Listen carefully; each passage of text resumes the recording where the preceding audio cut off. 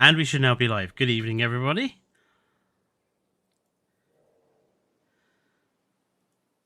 I had to double check my microphone there.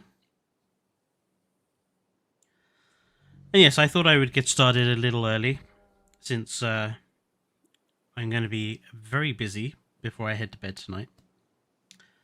You are working. Thank you, King Giga. Hello, BC Gaming. Hello, Berenson. Hello, Chad. How am I doing today? I'm fine. Just spent most of the day getting things ready for tomorrow. So, hello, Flunky. So I thought what I would do today is just focus on doing some decoration work and getting this park a bit more finished. And while I'm doing that, we'll discuss the event tomorrow that I'll be going to, and also sort of discussing what I'm hoping that the event will do, what I'm hoping we get to see. Just basically have a bit of an open discussion about that and what you guys would like me to also keep an eye on and focus on.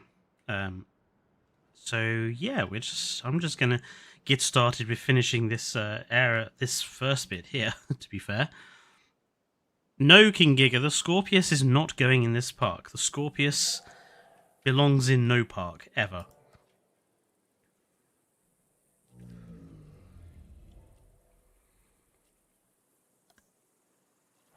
Yes, we did get Nodosaurus, Olorotitan, Plesiosaurus, Struthi, and Tyrannus back. That was the dinosaur news for this week, wasn't it? I'm glad to see some of them back. I'm glad to see Plesiosaurus back. And I am glad that Nodosaurus is coming back, because I think Nodosaurus gets unfairly sort of forgotten about.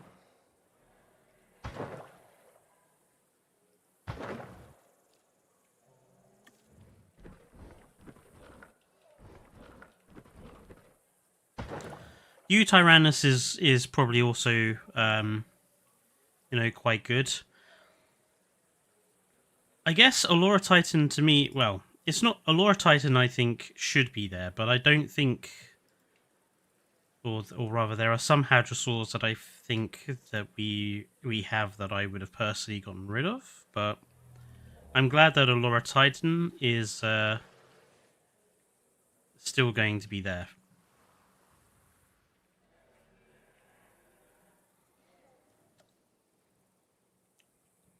I do think Archaeornithomimus should have been cut, to be honest.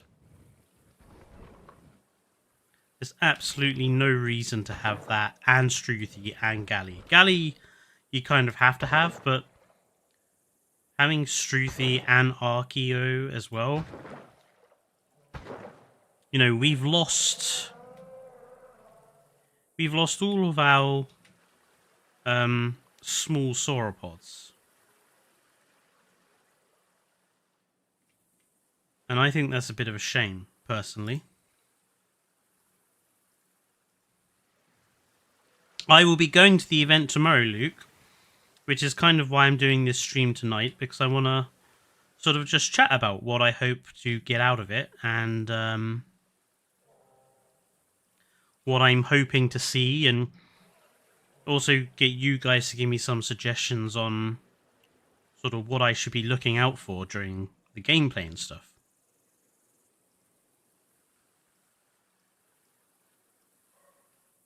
While also doing some decorative work on this park that really ought to be finished by now. Could the baby juvies get attacked? I think they've already confirmed that they can. I think the question is, can they be eaten and killed? Because they made a change to the information they put on the website. Evo pointed it out that, they altered some details. So they can definitely be harmed by other adult animals, but whether they can be eaten and killed by the carnivores seems to be unclear.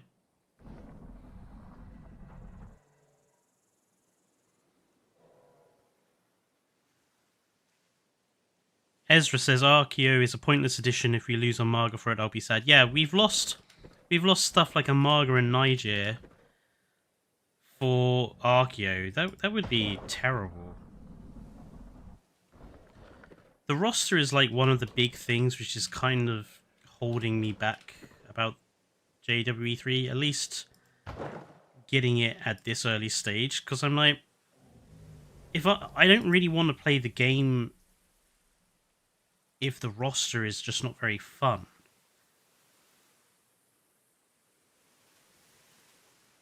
I would rather wait for like 2 or 3 DLCs down the line where the roster feels a bit more interesting.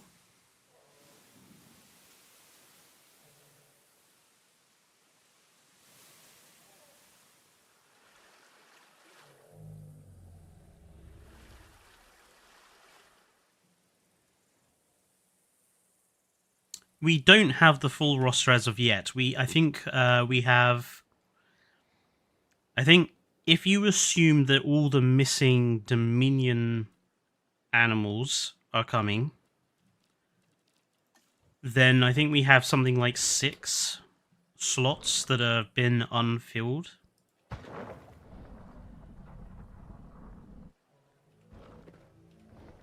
So we still got like one or 2 more weeks to go before we know the entire roster.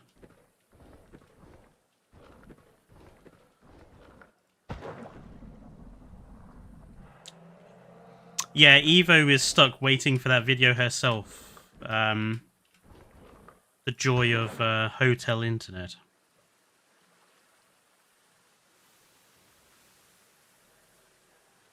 Yeah, this is a spoiler-free space. Like I know that some YouTubers already have like content out about it, but I'd rather people not disclose the stuff they saw in it, because I don't want anything spoiled either. I want to go in, you know, completely fresh-faced about the event and not go in with any sort of prejudgments, because this event is going to be very important for me, because this event will basically make or break whether I get the game. I haven't pre-ordered, and at the moment I haven't been convinced to buy the game. So, you know, this event is important to me to determine whether I buy it at all. So I want to go in with as little spoilers as possible from what other people have seen today.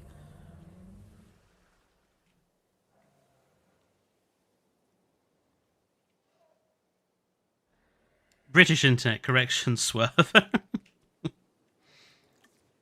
Well, British internet isn't that bad, but hotels in Britain uniformly seem to have really bad internet. I've never been in a hotel where they have good internet in this country.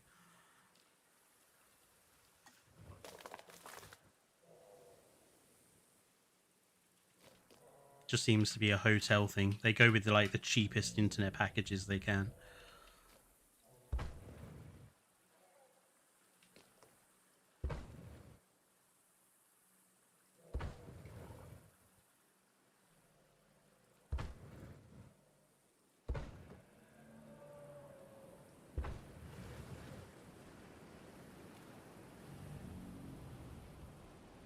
Swerve is the only Jurassic World YouTuber that's uploaded anything. I've seen a few like shorts uploaded by a few other people as well, but that is it.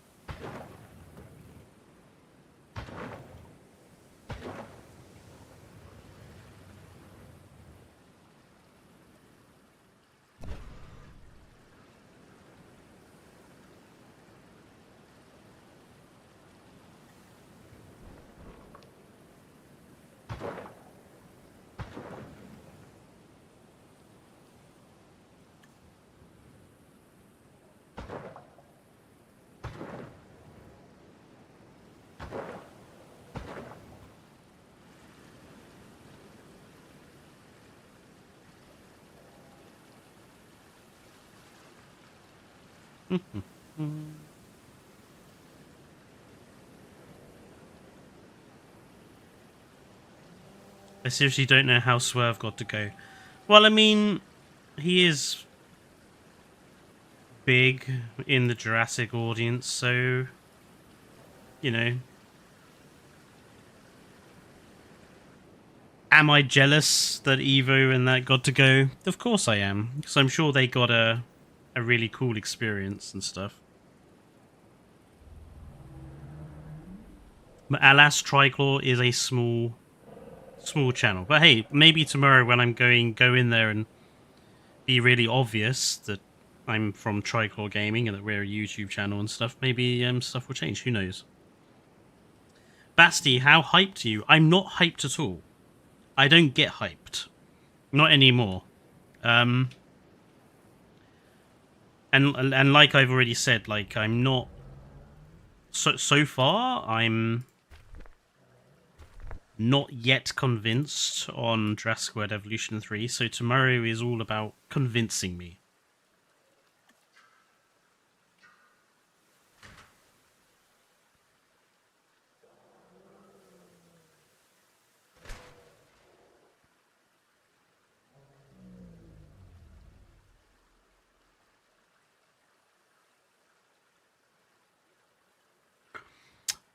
Pedro, I am equally as concerned about the lagoons, because to me the lagoons are one of those elements of Jurassic World Evolution 2 that really needed significant work to be better.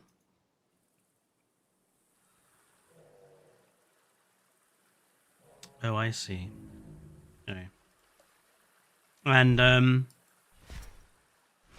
the fact that at the moment it doesn't seem like they've received that much improvement,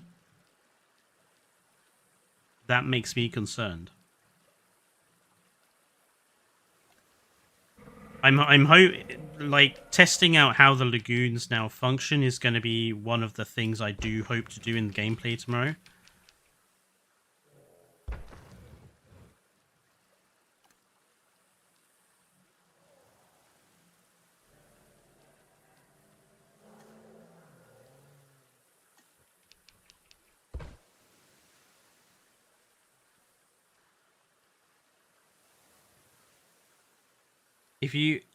Can you check if babies can get attacked? Well, obviously, that's if babies are available. I suspect that the map we're being given is the Montana map after something I noticed on the website. And if that is true, that would be the first map in the game. And we know that babies are something that you have to research to get access to. So if babies are there, we'll see what experiments I can do with them in because I'm guessing we are not going to have masses of time, so I'm going to have to be really careful what I focus on.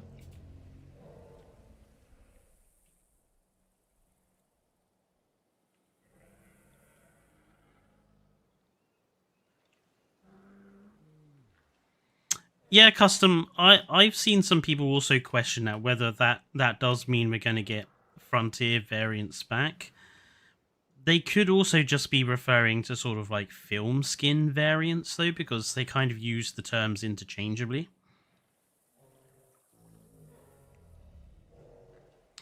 We'll have to wait and see what they go with.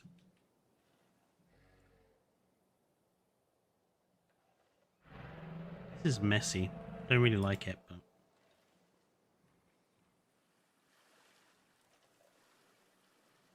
I feel like we need some things up here.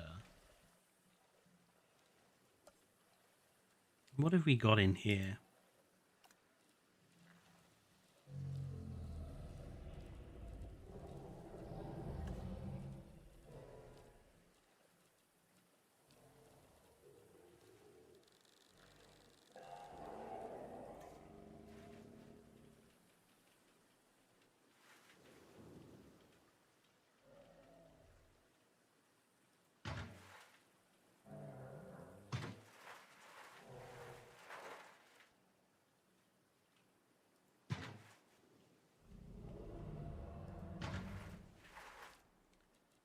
Okay.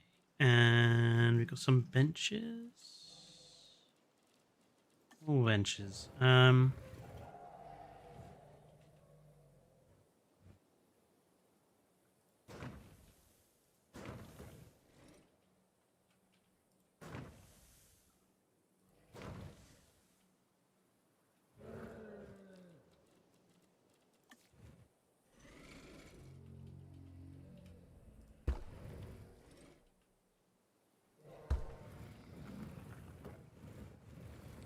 kind of want to cover up how bad that path has been there.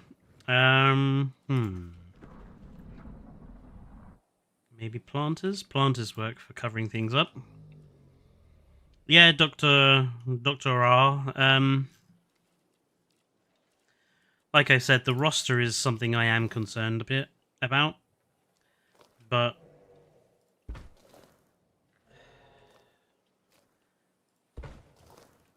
let's wait and see until we have the entire roster, and then we will be in a better position to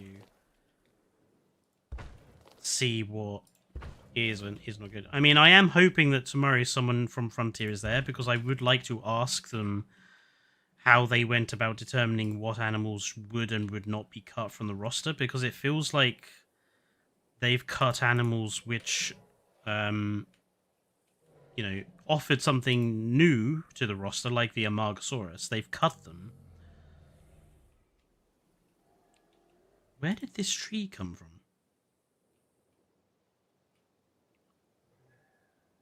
No idea, but it lives there now.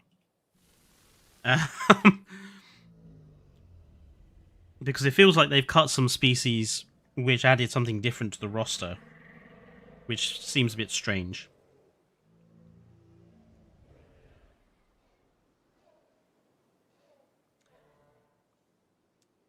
So, Basti, yeah, we know that we can already use modular building pieces inside of the lagoons. But what is unclear is kind of whether there's anything more substantial for the lagoons. Because, like, the modular building is more of a whole game thing rather than specifically for the lagoons. So I want to see if they've done anything that is, like, very, very specific for the lagoons to improve them.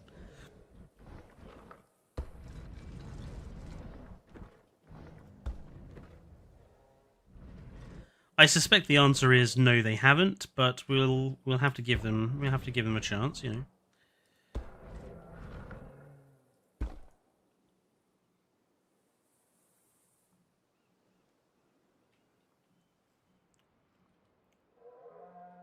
Okay.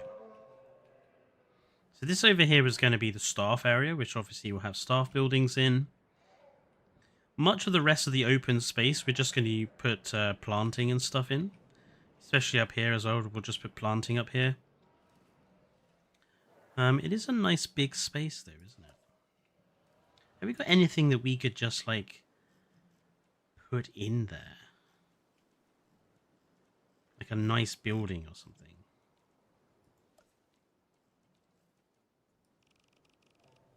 Yeah, this is where a modular building comes into its own, because if I had modular building, I would build, like, just a nice looking generic building to just fill up that space. Maybe we could have, like, one of these, actually.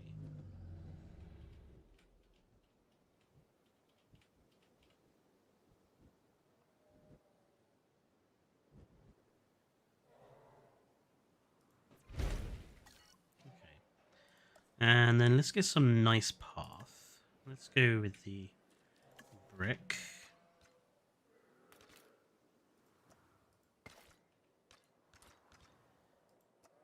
One and two, three, four, five. One, two, and three.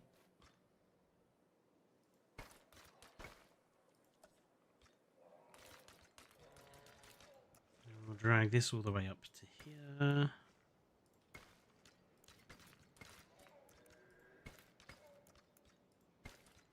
Figure out what to do with this in a sec.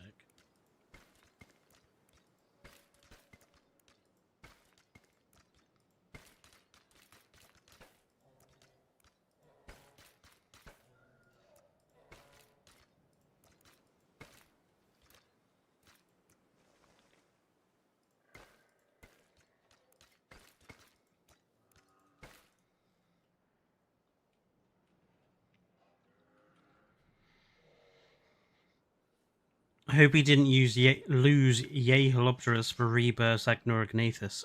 Yeah, I really didn't like Rebirth Agnorignathus. I thought it was pretty meh.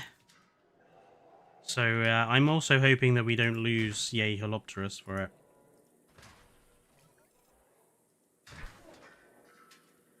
It does seem weird to me that we've lost Yay Holopterus, but we've still got things like Microceratus being confirmed. So okay, so we've lost the beautiful bat that everyone loved, and we've still got the boring Ceratopsian that everyone thought was a waste of time. Okay then, I suppose that makes sense in some frontier person's head.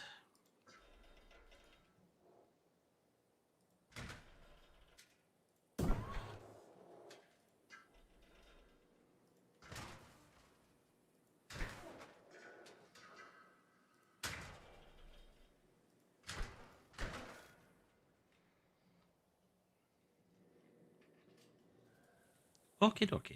Right. I just want to line this with a hedge.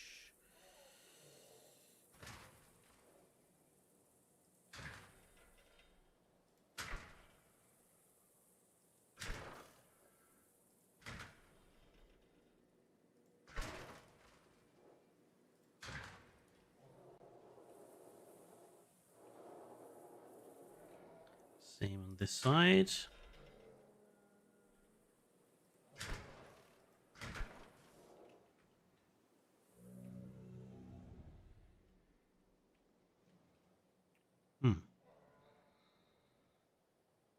Well, that is a good question, Basti. And it's kind of one of those things that I am also curious about is, have they optimized the game in a good way?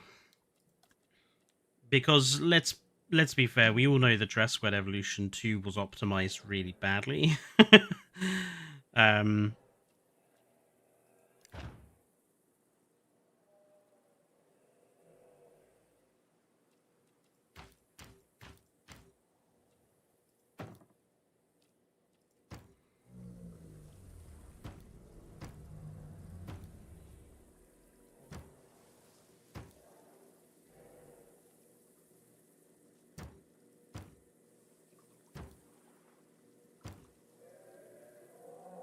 I like the idea of this being a cinema.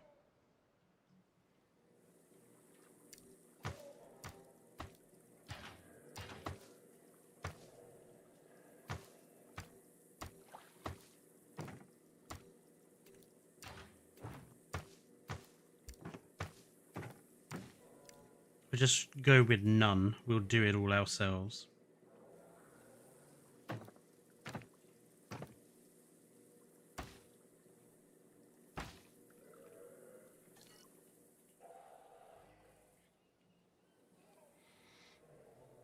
So yeah, I'm hoping that the game is going to be better optimized, and then that way, that will hopefully make sort of piece limits easier. But it should be noted that piece limits and piece count, that is something that every modular building game requires you to sort of handle. Is knowing how to use pieces efficiently. It's going to be something everyone has to start learning.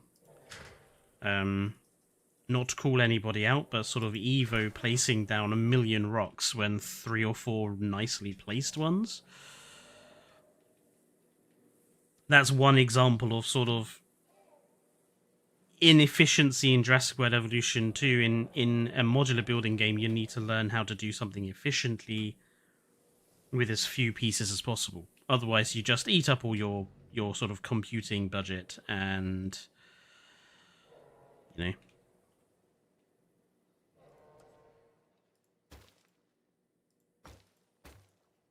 Okay, I would like there to be something in the middle here.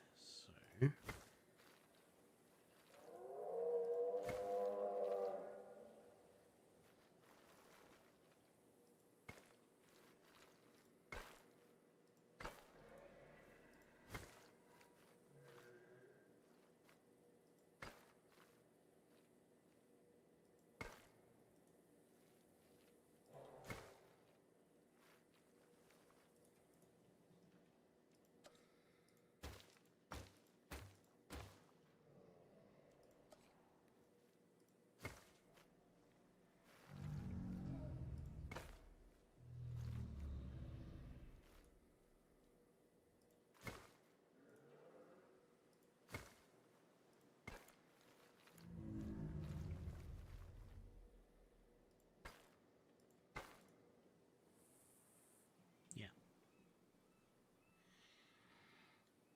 the whole argument between, you know, canon species versus non-canon species, it kind of drives me up the wall, because some people treat like canon as something that's very inflexible and very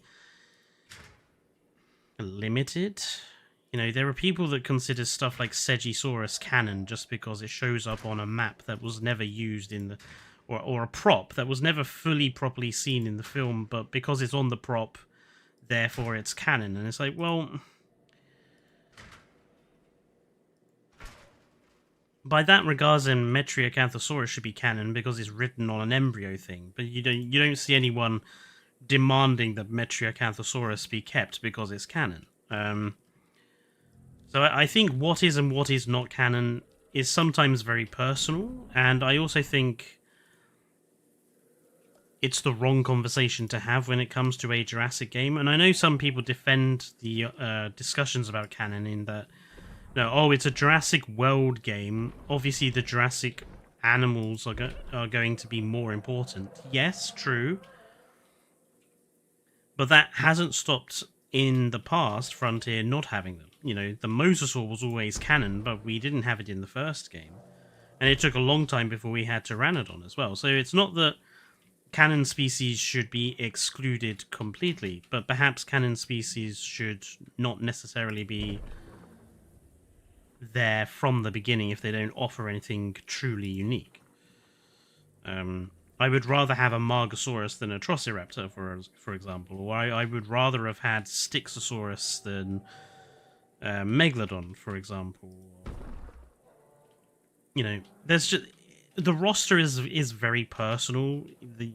Some people will be happy, some people won't be happy, but I think all of us are losing. Just looking at the animals that we haven't yet had confirmed, we are all losing some very favorited species, I think. I think no one is going to get off without losing some species that they love. And Frontier are going to have to really carefully think about how they reintroduce those cut animals, because if they're just used in DLCs and nothing is given away for free, then a lot of people, me included, are going to say, well, you cut these animals in order to sell them back to us. Which is just scummy DLC tactics, really.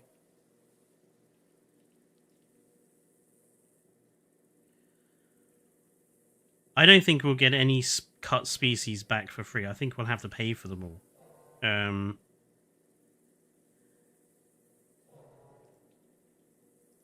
We'll just have to see. We will just have to wait and see how sort of willing the community is to accept that. And again, I think there are going to be some people who are going to say, "Well, they're adding babies to them also. I think it's fair to make us pay for them again." And I think there are going to be some people who will say that it's not acceptable.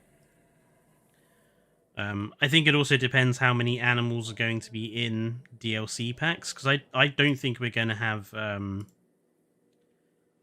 I don't think we're going to have 4 animals in the packs again. I think we're going to have only 3. Like the deluxe edition animals went from 5 to 4. I think the DLC animals are going to go from 4 to 3. I think we're going to lose one. Hello, Marconian. Sorry, I am trying to keep up with chat, but it is very busy tonight.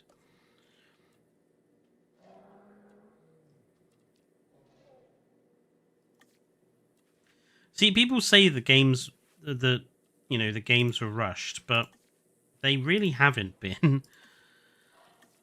Planet Zoo and Planet Coaster had a 1 year long, 2-year development cycle, which is pretty standard for any Frontier game. Jurassic World Evolution 1 also had a 2-year development cycle. So, arguably, I think Evolution 2 and Evolution 3 have probably gone and had the same 2-year development cycle. So, I don't think any of these games have been rushed. I think maybe it's fair to say that maybe these games need to have a longer development cycle than just 2 years. I think that's fair to suggest.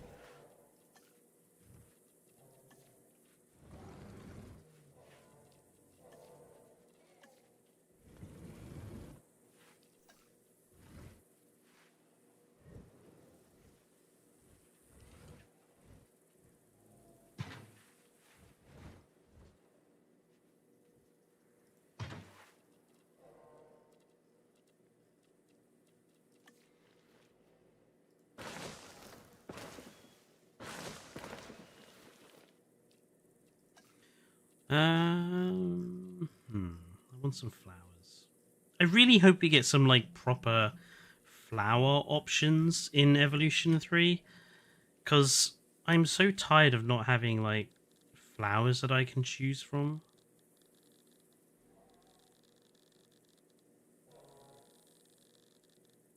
Devil.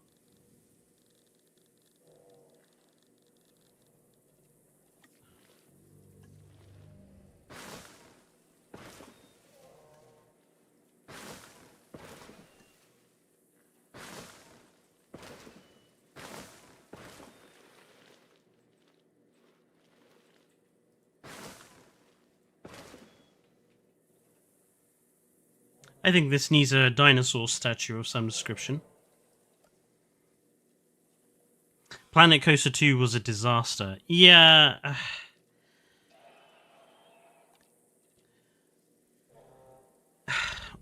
One of my friends showed me something that a former employee of Frontier had said, and there was a line in it that made me...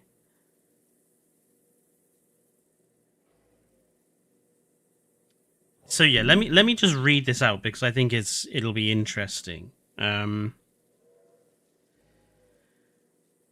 he's talking about Frontier here because he was a sound designer for them. And he said, the business model of release and nurture ends up pushing project deadlines to be too soon, with the excuse of we'll do that in DLC used to cut corners. They are happy to release a game that is good enough, 7 out of 10, so that people can be sold improvements in the DLC process.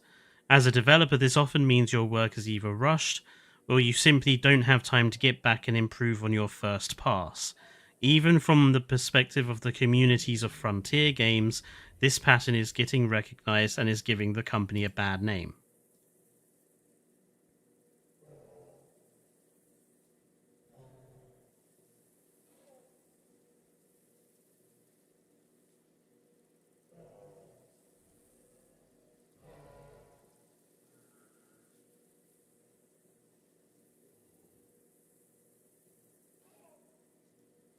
He goes on. He went on to say a lot more interesting things, but the long and short of it is that Frontier seem to have this mentality that they can fix it later rather than sooner.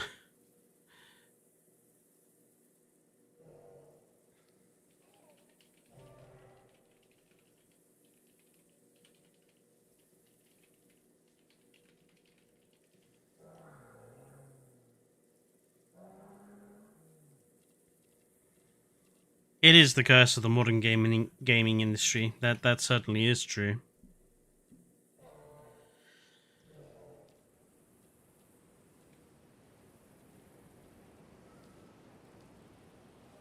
So let's have a quick let's have a conversation about what I'm hoping to get out of tomorrow.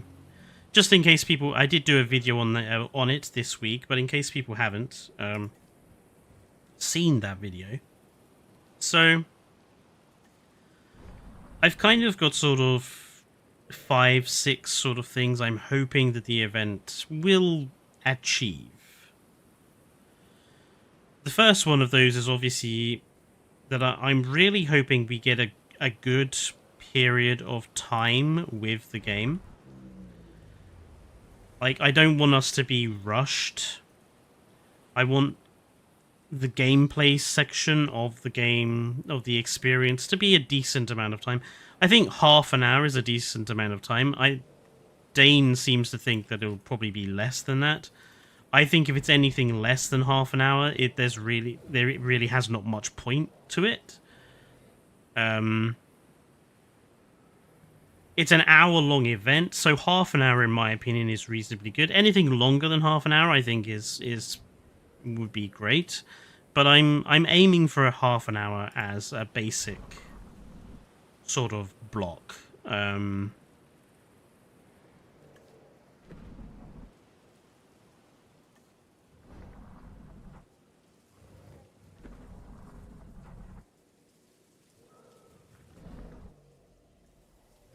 Maybe, okay, let's put one of them in, and see, let's just put two of them in. Luke, from as far as I know, Evo is kind of beholden to her hotel's internet time at speed at the moment, so we have no idea. It might be a while. I do think we'll get 30 minutes from... Yeah, I think an hour is quite a short amount of time to do an event like this, but...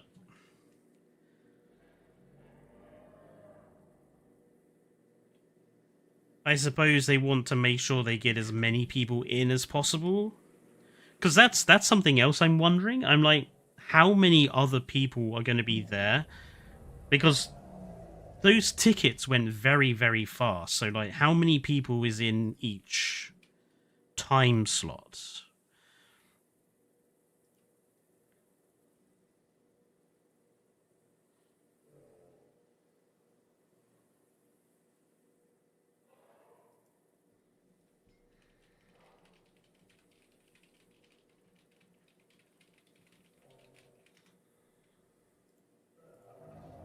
Luke, that is the Sinosauropteryx statue. Okay, I'm thinking that we need some fountains here. We definitely need some fountains here.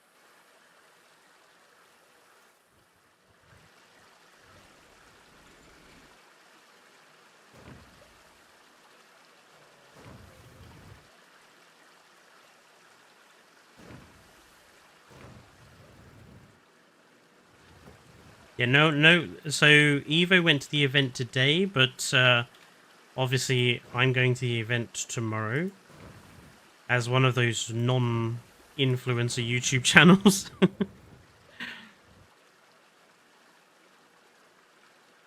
But yeah, so that's one thing. I'm hoping that we all get plenty of time with the game. The second thing I'm hoping is that there's someone from Frontier there that we can give feedback to. Like, I think events like this are only truly good if you can sort of give feedback to the people that are there. Like, I want to be able to tell them, like, this is what I think was good about the experience, this is what I think was less good about the experience, because people like to have this claim that Frontier listened to their community, but I don't agree with that. I think Frontier listened to a very selective part of the community, and they ignore a different part of the community, which I consider more important. I think they won't be there, to be honest. There will be a lot of people. I don't think so, because if you think about how many computers and stuff they've got to get down there, and I don't think it's going to be tons of people per event. I think, I don't know, 20, 30 tops. I wouldn't suspect it would be that much. Especially if everyone's got to have like a gameplay session and stuff.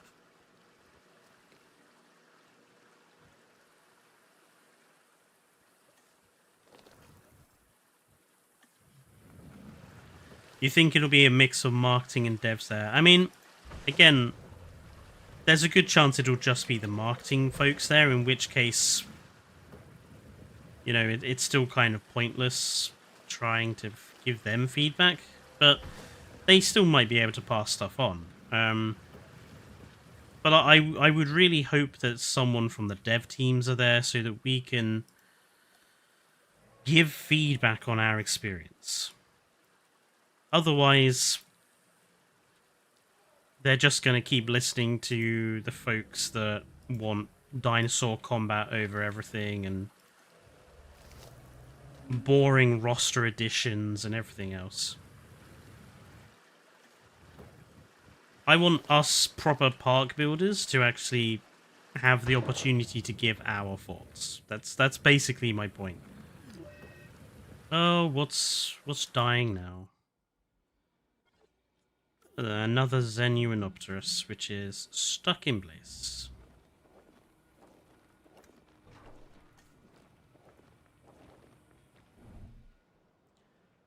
Ugh. I hope they fix that.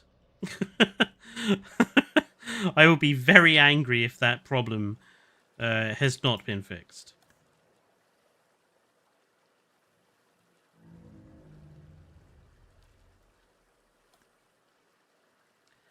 Yeah, the tyrannical lizard, and I don't think it's even just that either. I think they listen a lot to the younger members of the audience who complain about things being too complicated. It would be nice to actually see some, you know, more complex management in this management game.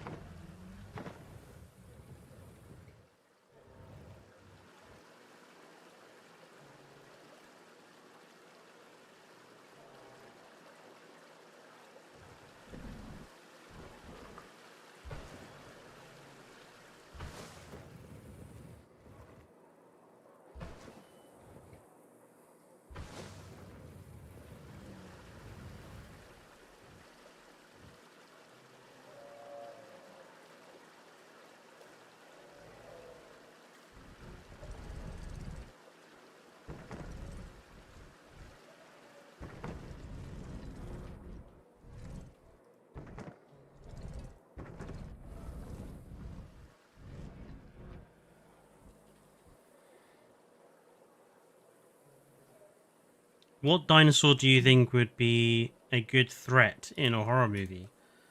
Oh, that's relatively easily. Anything that's relatively small. Troodon is a good example. I think the Jurassic movies need to look past sort of the generic, here's a T-Rex, here's a Velociraptor.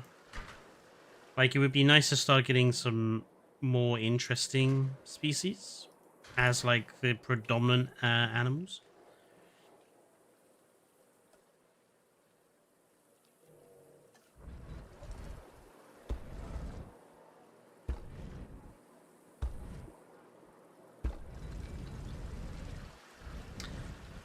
Yeah, the terrain tools is one of those elements I'm probably going to mess around with in the gameplay experience, because I want to see sort of how easy everything is to use. Like the terrain tools and the modular building is like, I want to mess around with them to see just how easy they are to actually utilize, because that's a big problem with modular building. Planet Coaster, Planet Zoo, and Prehistoric Kingdom, the modular building systems are so clunky and difficult to utilize. So I want to kind of see how they've sort of applied them to the game, and see if they're, you know, relatively easy to utilize or if they're just as clunky and awkward as always.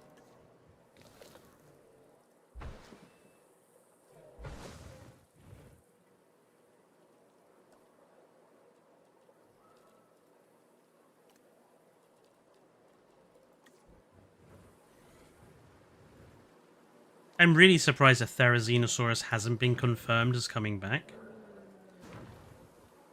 I mean, a lot of the other Dominion species have already been confirmed, so perhaps it's just, you know, it's going to be confirmed next week or whatever, but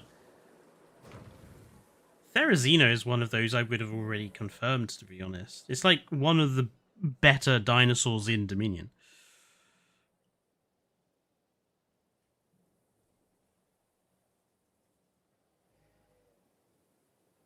Male Therizino needs to have better patterns. Yeah.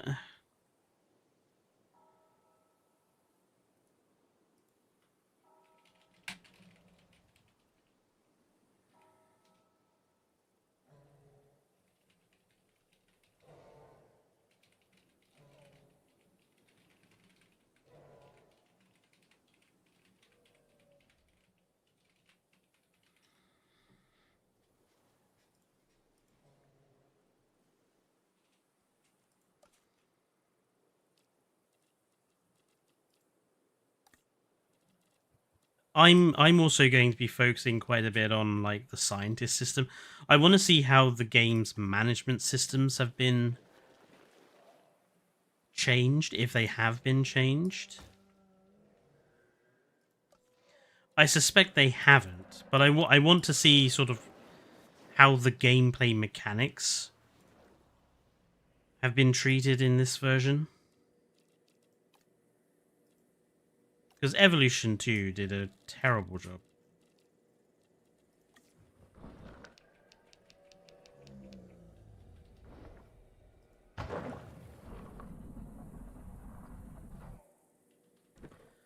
So that's one element that I'm going to be spending a reasonable amount of time getting notes. Like, because obviously also us that are not the YouTube influencer team, we're not allowed to take video or photos, so I'm gonna have to rely on writing notes about everything. Honestly, that does bug me a little bit, but actually no, but it does bug me. Actually, it does bug me that we're not allowed to take video or anything. Because it's like, the YouTube influencers, they're going to have their videos out today or tomorrow, before anyone else does. Like, why are we not allowed to take photographs? It just doesn't make sense to me, that bit. But, you know, it is what it is.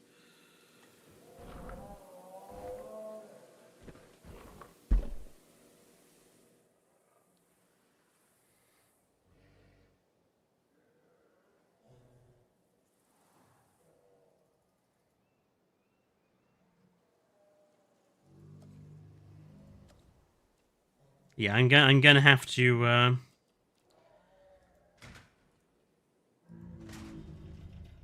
get used to my very fast note-taking style that I had in university, I think. Gonna have to make sure I redo it. Relearn it.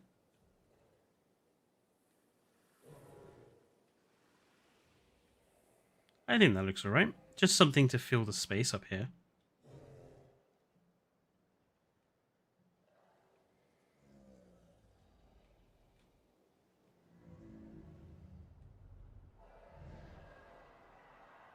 Let's go have a drink.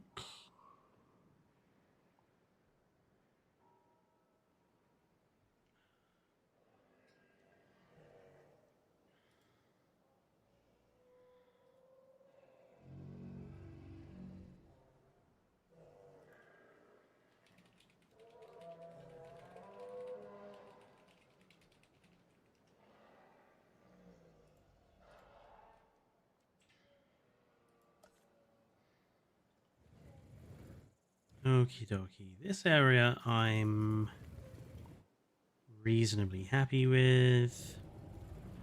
So it's this bit here that needs... Still this random... I don't know where this goat came from. It's just a random roaming goat.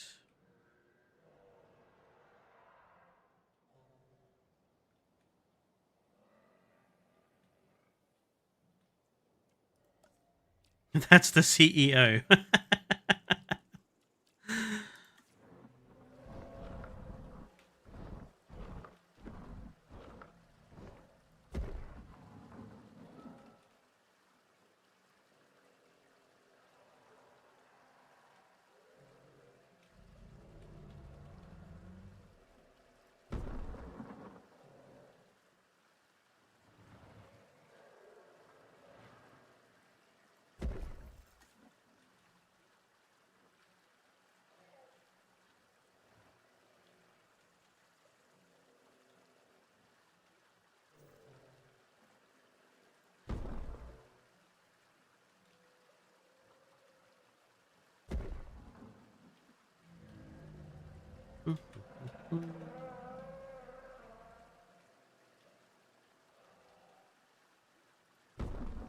See, this is a good example where I think the modular building is going to come in a bad way. Because at the moment, if we want to like do anything with these stones, like rotate them, we just hit space and then we do the X or Z. It's just we flick through the options. But now they've given us that terrible three-way circle thing around each object, and I find that more clunky than the system we've got in this game.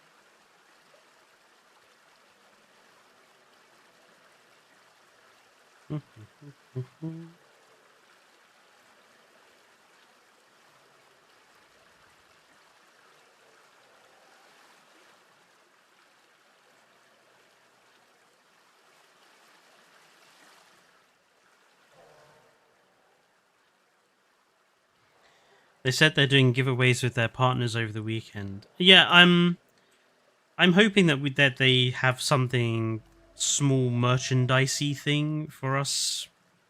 I'm not expecting anything massive. But like something small just to distinguish the event.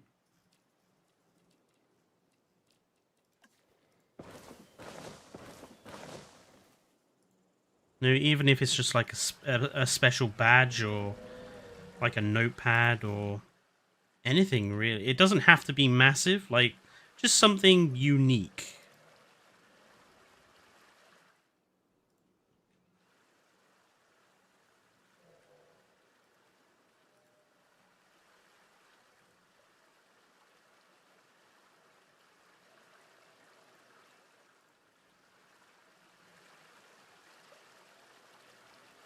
I have to say as well that I hope that this, the amount of hype that this has gotten from the community, I'm hoping it kind of stimulates Frontier to do more things like this. And I hope it stimulates British game companies themselves to do more stuff like this. Because it isn't very often that we have these sorts of events in the UK. Normally they're in, Europe or America. So it's nice to actually have an event going on in this country that we can all, that British people can go to. Frontier is a British company, and I know that they got a lot of people were hostile because when they announced this event, they were like, "Oh, why does it have to be in the UK?" Blah blah blah. It's like, well, it's a UK company for one, and for two, sod off. Do you know how little stuff gaming related the UK gets access to? Like E3 was not in the UK, and none of the big gaming events are in the UK. So for once, something being done in this country is a good thing, in my opinion. Not even that. Sponsors that don't even touch us. Yeah. So I'm glad that it's only in the UK, and I'm glad it's only open to people from the UK, and I'm well, not only from the people, but you know that the people from the UK are going to be the ones that are going. I'm glad. It's about time we had something for us, you know. That might sound very, you know, anti-European or anti-American or whatever, but I don't care. First there,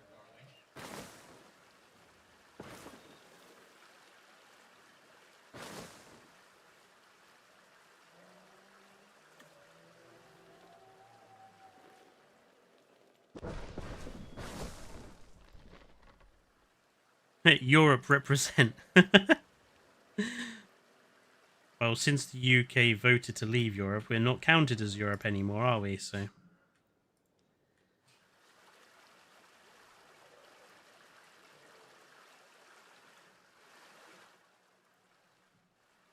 Stupid decision that was.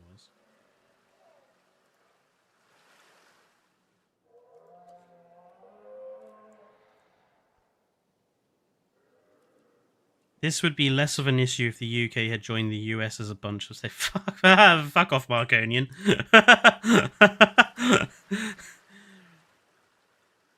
There might be very few things in this country that a majority of people agree with. But I think everyone in this country would be brought together and would fight on the beaches to stop Trump or his lot gaining control of this country.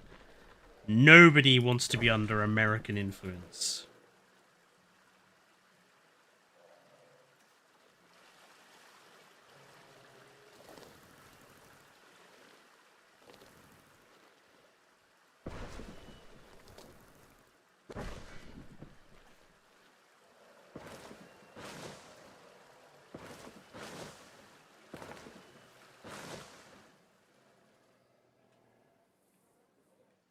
I think that's all right.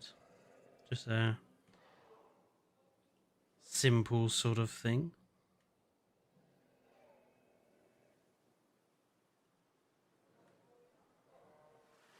Just random goat.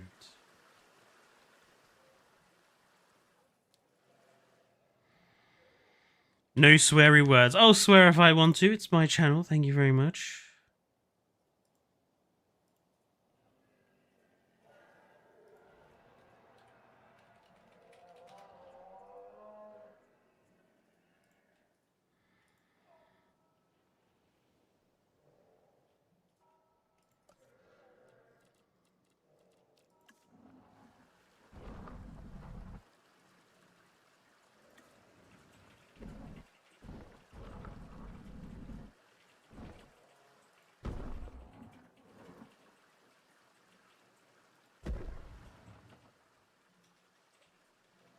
So, come on then. Let's have some ideas. What are some of the things that you guys would like me to see if I can get answers to from the gameplay session? Like, what are some of the questions you have about the game that you would like to see if I could answer in the gameplay session? Like, any particular elements of the dinosaurs you'd like me to keep an eye on, or the building?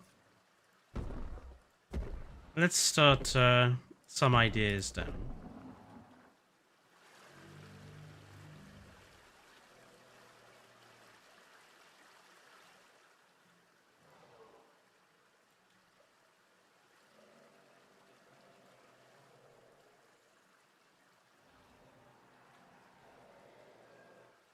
Fletcher is the least sweary member of Triclop. It depends what, you know, if you get me talking about particular subjects, I become very sweary. Fletcher,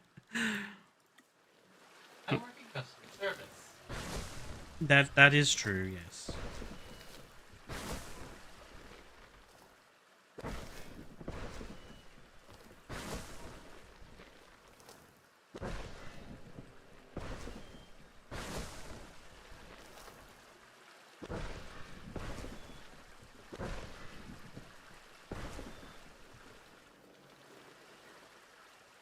I just want to see if the skin preview really works this time. That's a good point. Then let me start writing some of these down. Where is my notepad I have here? Let's write some of these down. So, skin preview system.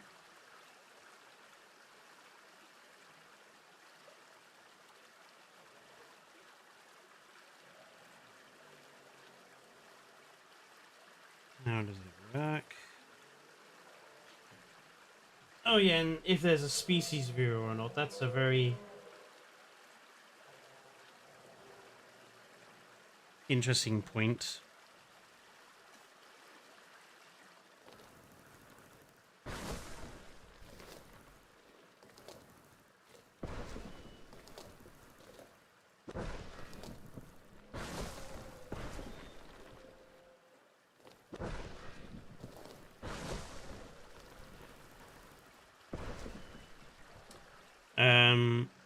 Dinosaur animation and how seamless they are. That's a good one. Color beta, because that's something that I'm curious about as well. Is like how good is the quality of the animations? Like how many animations do the dinosaurs have? Are they good quality socials? Because that's basically where these games have always fallen down. They just haven't given the dinosaurs enough life or behavior.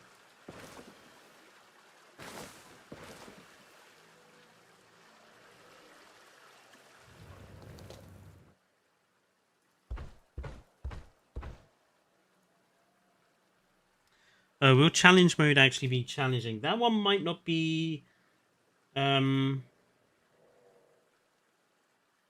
that one might not be possible to be answered, because I don't think we're going to have access to the challenge mode. I think they're only going to let us see, like, part of a campaign map. But if they offer, like, a Q&A session, then I suppose I could try to ask them that.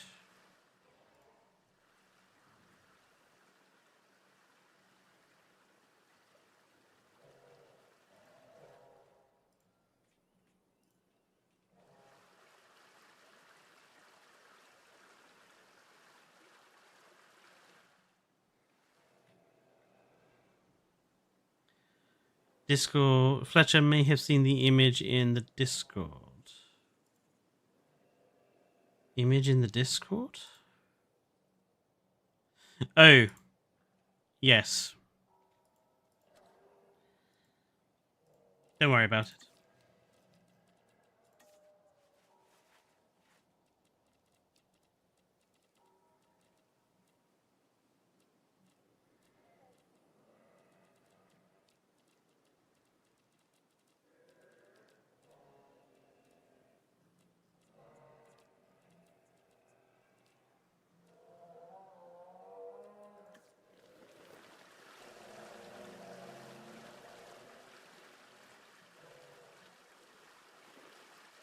My issue with challenge mode is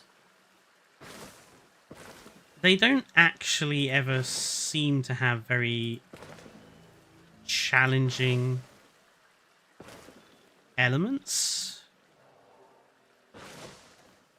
Like, I've always thought the challenge mode, you should be challenged to do something different to normal gameplay. Like, whether that's because they have, like, specific requirements they challenge you with, or whether it's because you're doing something that's not necessarily building the park, but is about, you know, taking photos or dealing with particular guest problems.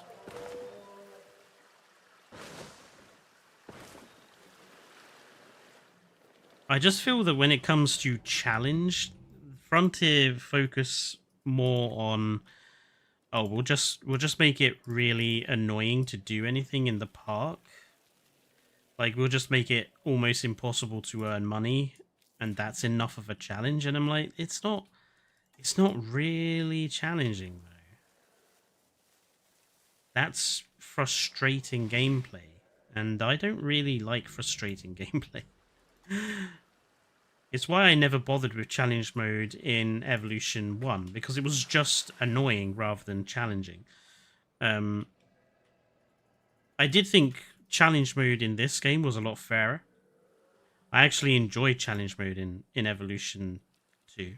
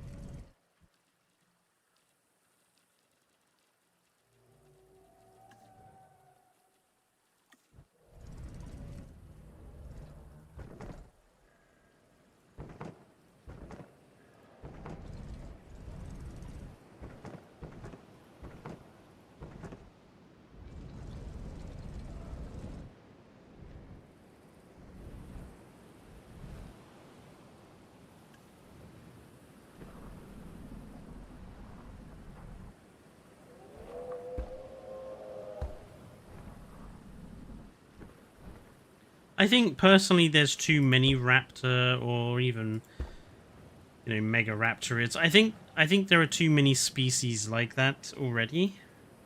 Tumbleweed. I personally would prefer them to start adding variations in size. Like, we needed a Margosaurus and Nigersaurus in the game because they were the only smaller sauropod species. Now we have neither, and I don't even think we're going to end up with Camarasaurus either.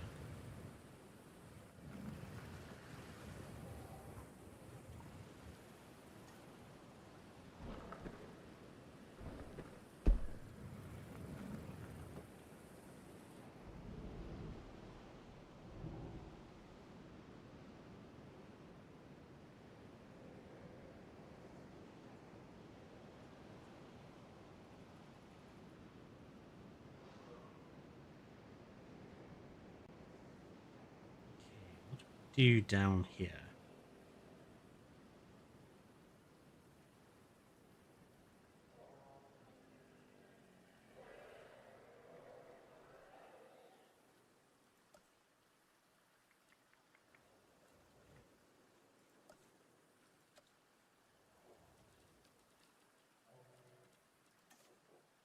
Let's go with another bush line.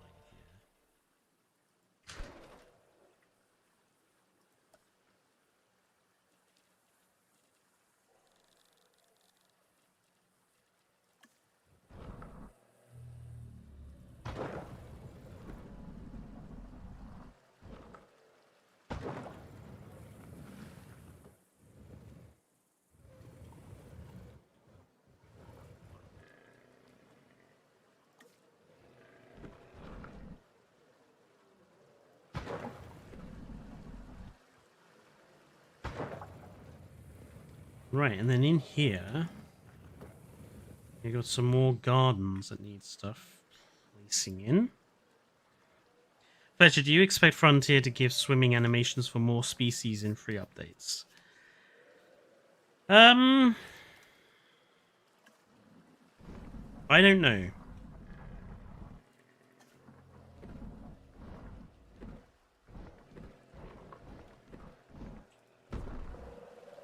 I don't think every animal is going to swim. I think it's going to be heavily limited to particular groups of animals. I think if we get any more animals where it makes sense for them to swim, I think they'll be swimming in DLCs. But when it comes to animals that are there in day one, I think if they don't swim in day one, I don't think they'll swim ever.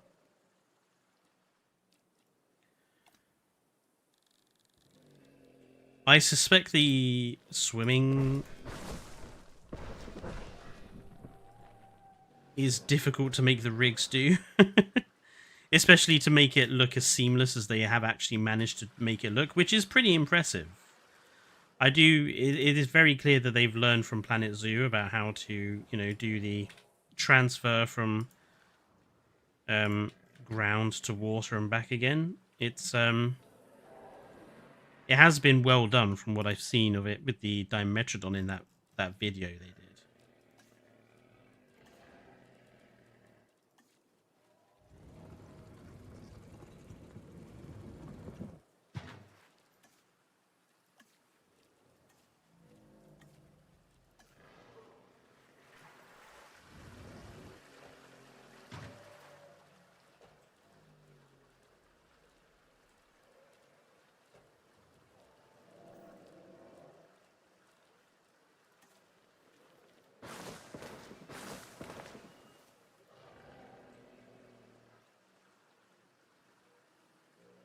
How accurate dinosaurs are lame, and you don't know how accurate I was. How can anyone say accurate dinos are lame? That's like the criticisms I saw Prehistoric Planet get, where people said that dinosaurs with feathers look gay, and it's woke to have dinosaurs with feathers. And I'm like, what the fuck are you on about, guys?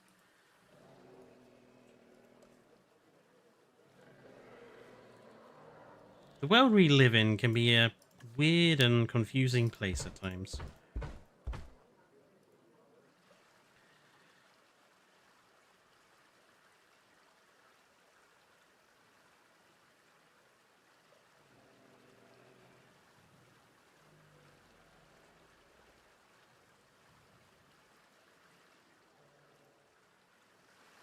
My dinosaurs are woke now. It just sounds like something you might see on, like, Jerry Springer, doesn't it? Help, my dinosaurs are woke.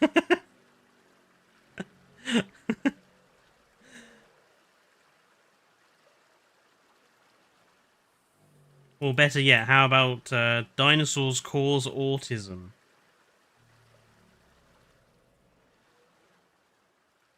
Because, like, everyone who loves dinosaurs, they're all autistic, clearly.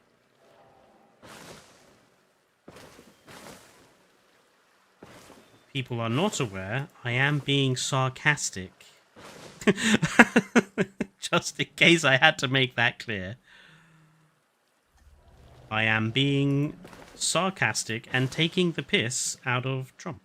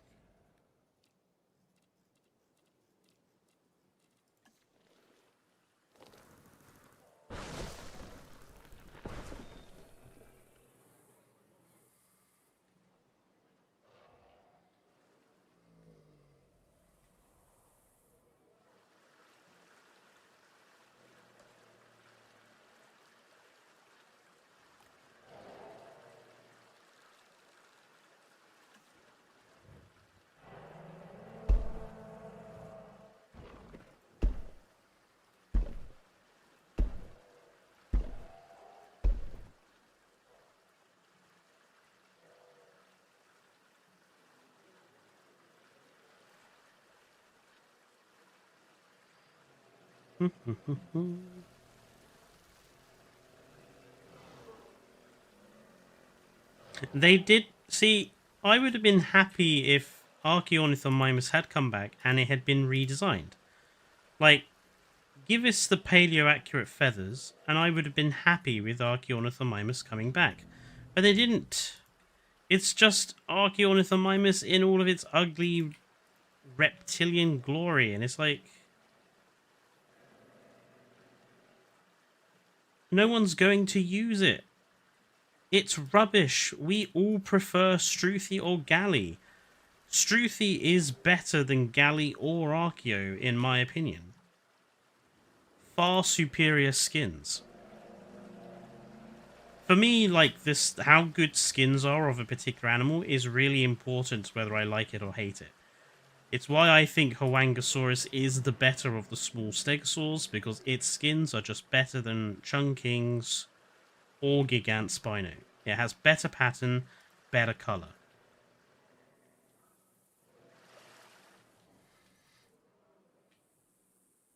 And Archaeornithomimus has always sucked in the skin department.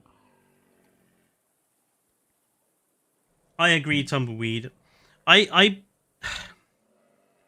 Dominion has a lot to answer for when it comes with bloating the roster, so Jurassic World Evolution 3 ends up with some really lackluster animals in it. Both Pyroraptor and Atrociraptor, in my opinion, are dead on arrival animals. Like, no one's going to use Pyroraptor when we have Utahraptor, which is better in every single way. And Atrociraptor are just velociraptors with slightly different skins. So why would you bother using them?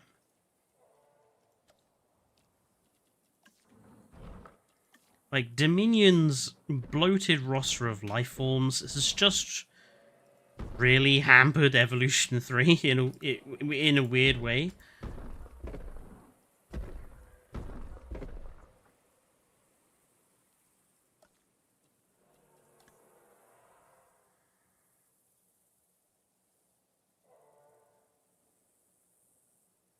Still baffles me why they added Atrociraptor into Dominion.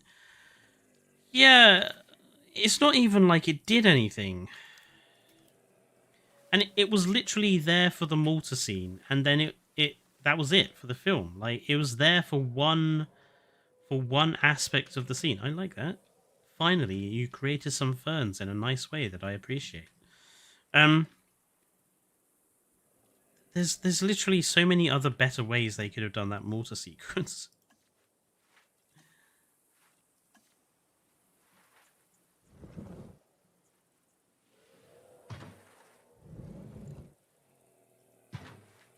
Don't mind putting in some mango trees. I think a good mango tree is nice. I do love mango. Mango is like one of my favorite fruits.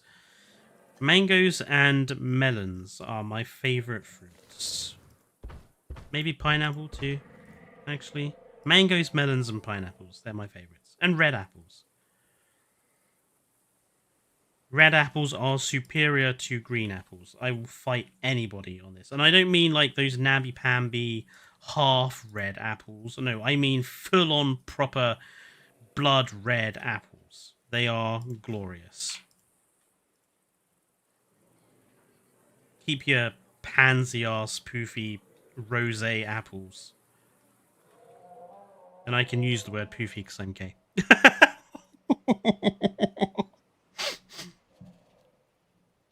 you mean like that Welsh dish that we can't say the name of on stream? What Welsh dish? You know, fat. Oh, you mean pork fat? Bundle of twigs, yes. Yes, a bundle of twigs. My cat's favourite fruit is melon, which is super weird for a cat.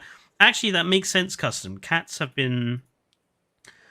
So cats have have more sweetness on their tongues, taste buds than dogs do. So dogs prefer savoury food, cats prefer sweet food. My cat used to eat Maltesers by the tub. He adored Maltesers.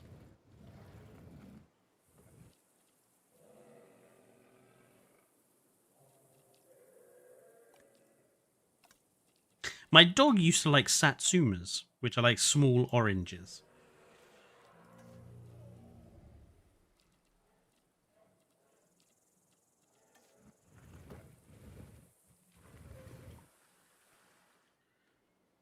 I think we need to put some like trees in here.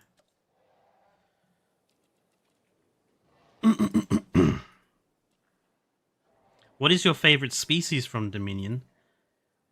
Uh, um...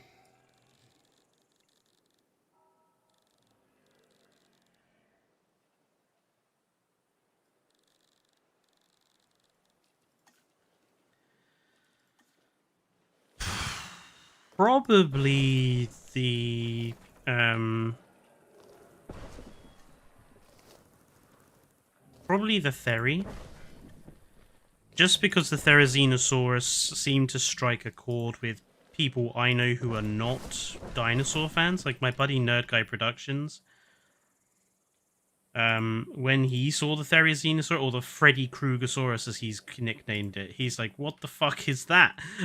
Like it properly creeped him out, and he thinks it looks proper freaky, and it struck a chord with him. He still remembers it to this day, so it's probably the Theri, just because it's one of those weird dinosaurs that we've known about for years and no one else knew about, and now everyone, is a lot more aware of the Freddy Kruegersaurus.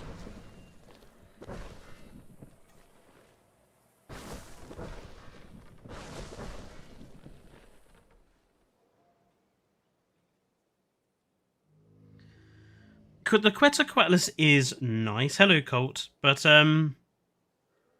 it's just too big. It's not even slightly too big. It's like stupidly oversized. And considering that everything that Biosyn made was supposed to be paleo accurate, like, come on, guys. That's very much not paleo accurate.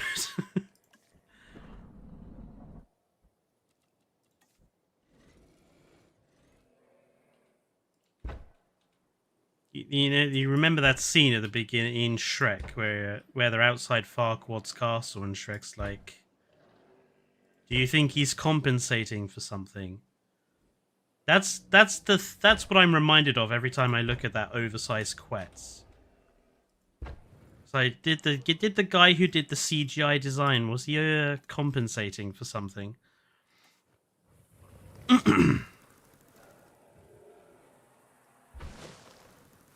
No, I'm not saying that the guy who did the CGI design for the Quetzalcoatlus has a small dick. I'm just saying it reminds me of that particular joke.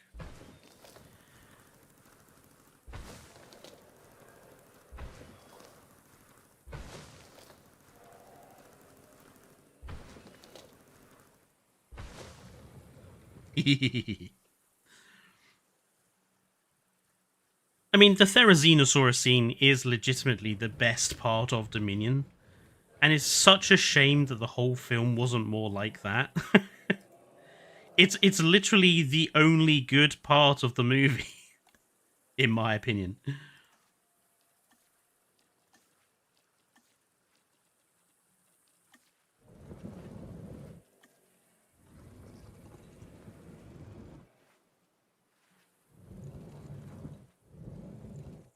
don't want massive trees here.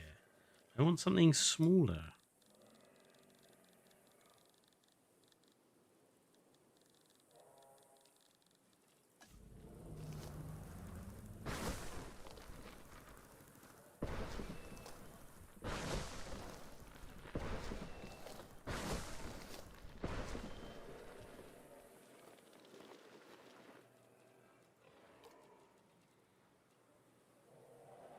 Did they make the Quets big just for that plane scene? Well, yes, Colorbaser. Because if the Quetzalcoatlus had been normal sized, then there's no way it would have dwarfed over that entire aircraft like that. So it was literally done just to make it look more dangerous to the plane.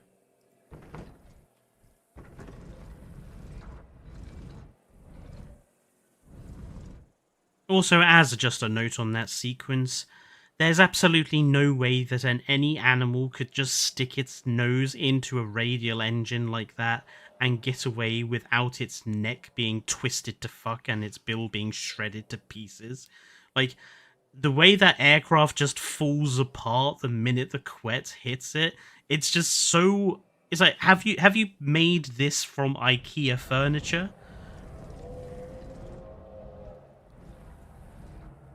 You're gonna get me starting to rant about Dominion again.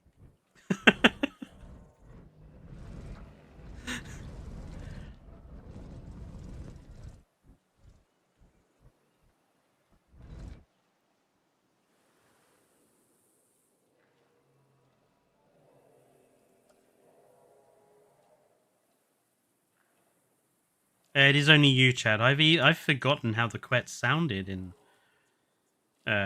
Prehistoric Planet, if I'm honest.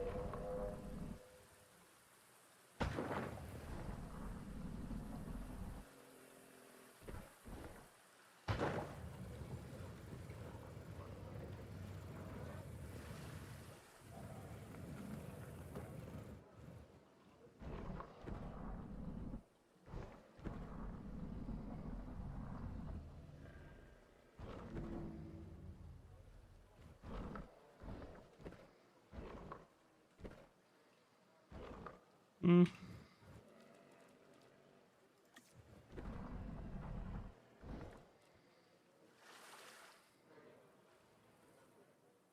I think that's okay.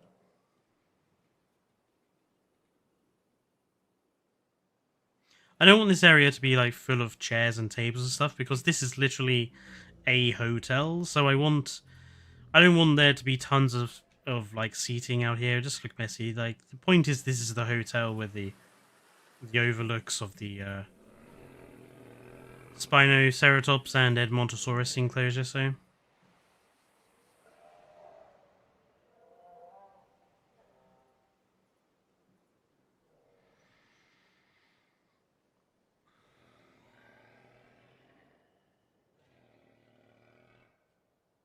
I think it'd be cool if an Asdark was the main antagonist for a Jurassic Park movie.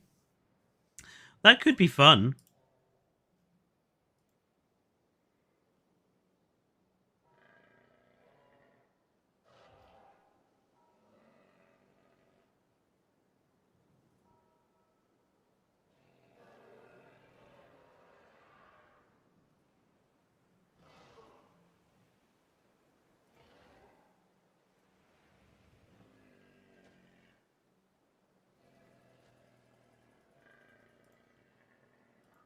Oh, Evo's video about the event is up.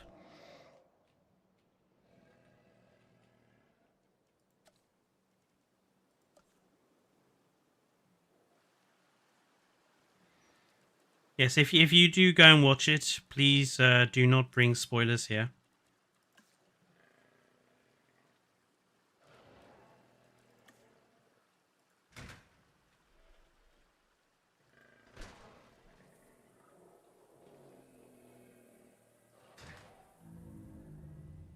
From the Paleozoic, Arthroplura, easily. I love Arthroplura. It's one of my favorite prehistoric animals of all time. Is Arthroplura.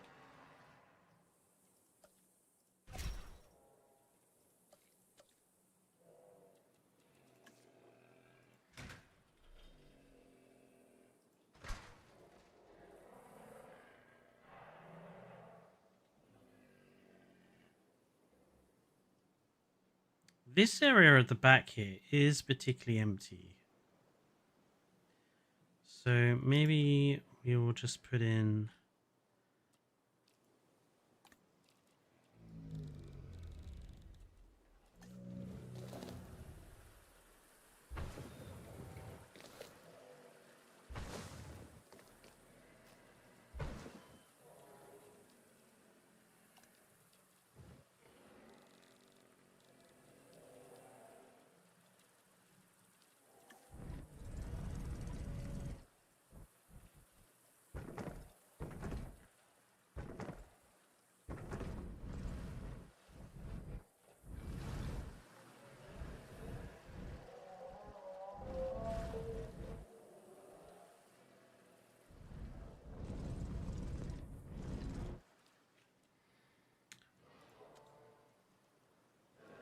maybe...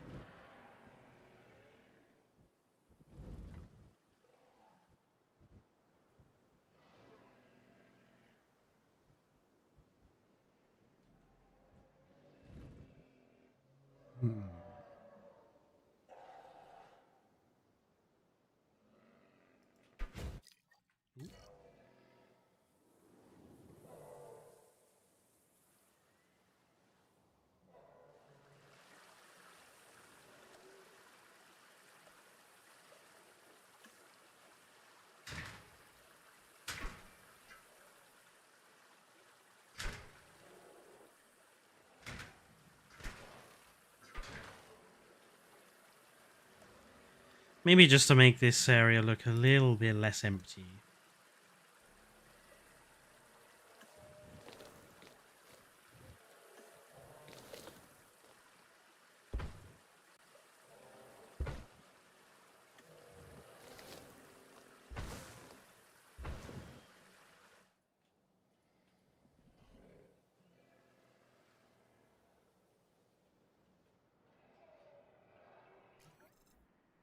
Okay, next bit is here, where we have the viewing area for the Spinoceratops. Well, Berens, and that's what I'm going to try to do, is I'm going to try and focus on... I mean, I'm pretty sure I'm probably going to be the only person who's going to be interested in the management side, so I'm going to be focusing quite a bit on the management for those people who I know do care about management. I don't think Eva and everyone else is going to be that interested in the management, so it's probably not something they're going to be mentioning or focusing on.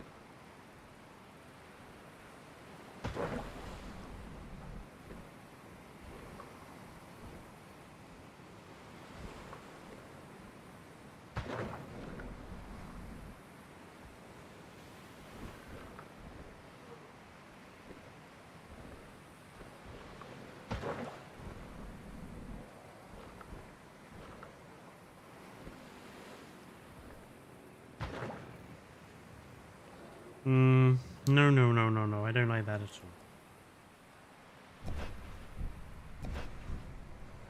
I like the big ones.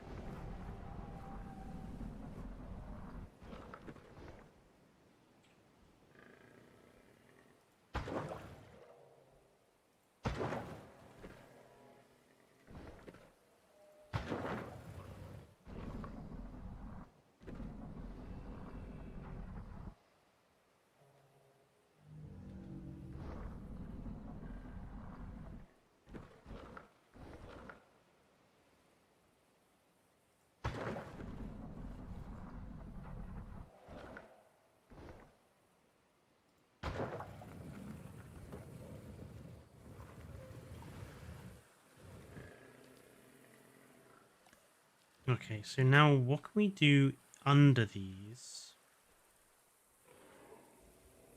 to make this work?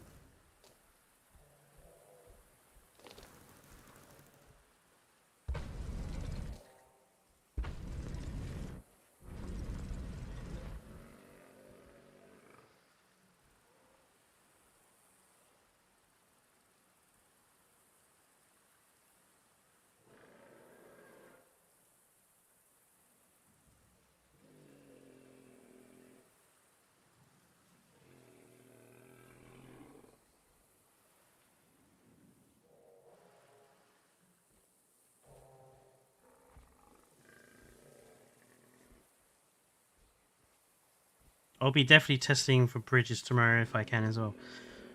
Yeah, so me and Berenson are going to be there at the 6 to 7 slot, but we are also going to be in London for a while before that.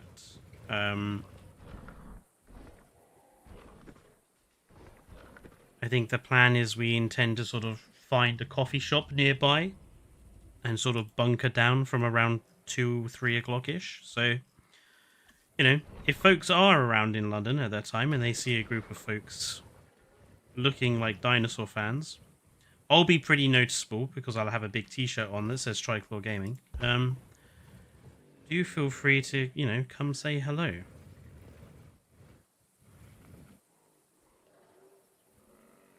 If you want to, of course, you know.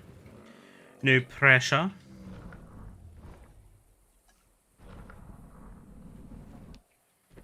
But I'm quite a social person, so I'm more than happy to say hello to folks and chat and hang out, as it were.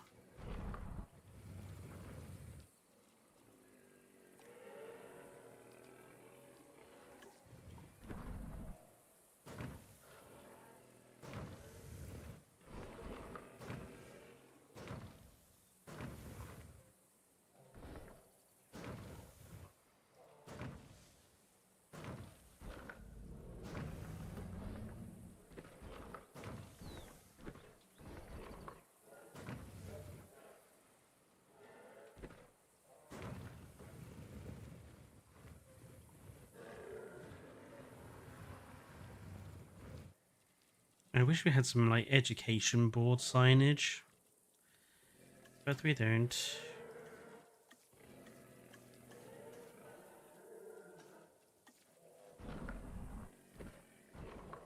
I'm just going to put some pretend signage here.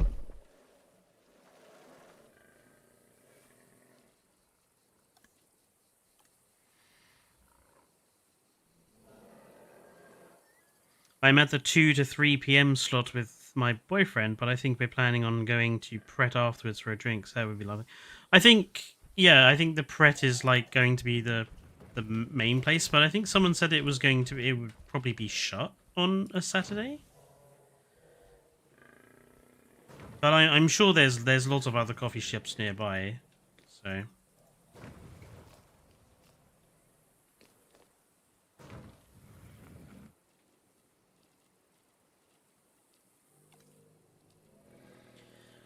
I'm sure us dinosaur fans will be able to find somewhere to go.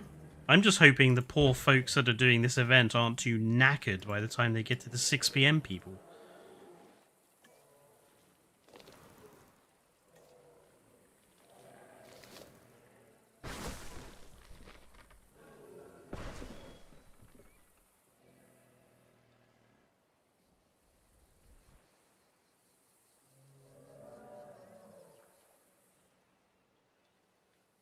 I think that's good. I like this. I think this is looking good.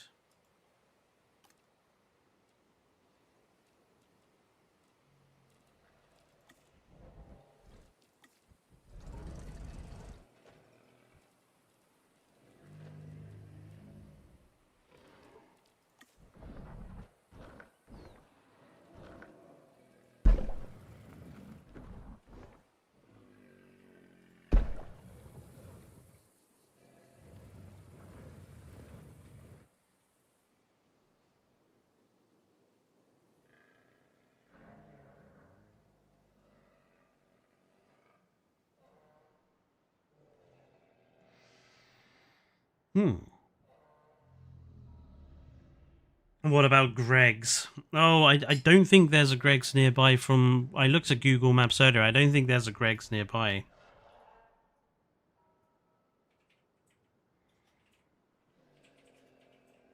Unfortunately, the nearest tube line from my hotel will be closed for the weekend. Really?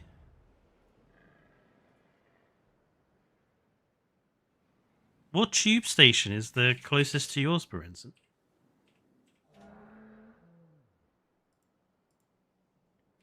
There's a Greg's and Morgan. There is a Greg's in Moorgate. Oh, okay. Well, that's good then.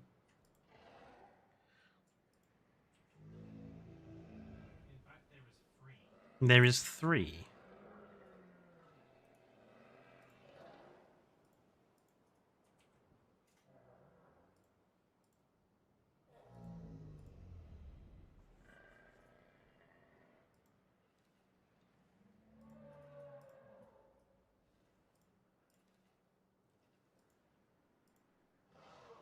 Oh, it seems that the stream has broken.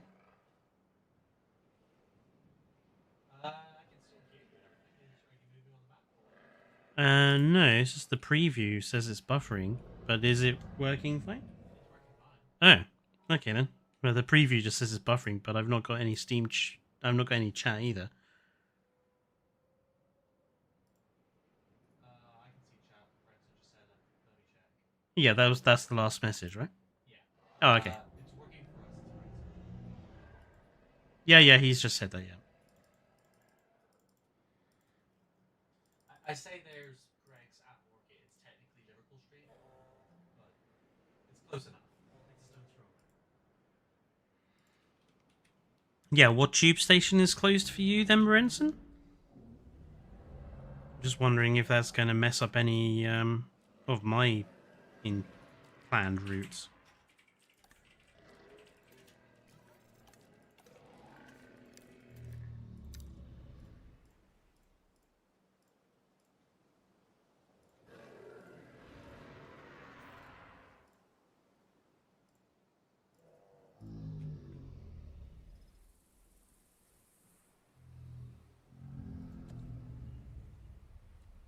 Oh shit, there's a bunch of park closures.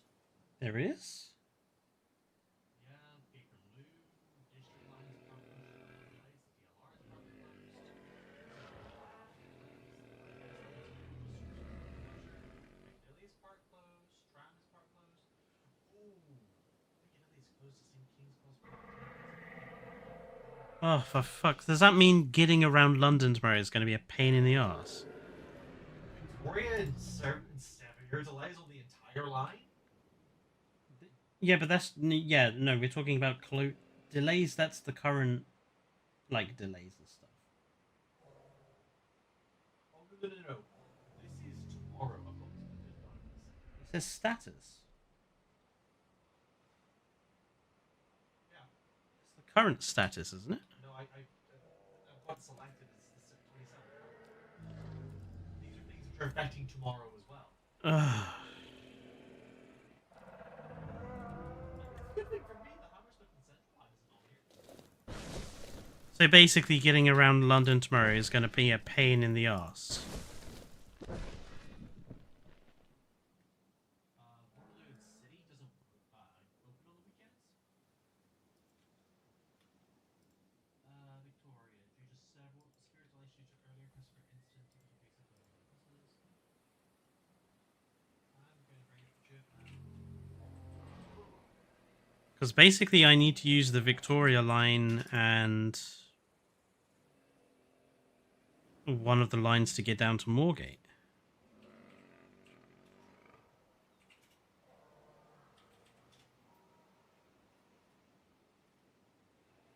me a second, I'll work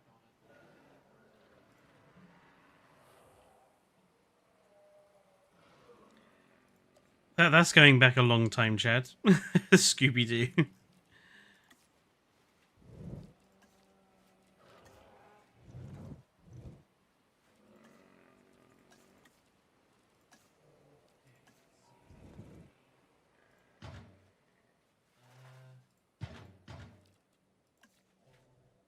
I have an alternative for you, Fletcher. Hmm. You're not gonna like it. What parts of the underground are shut?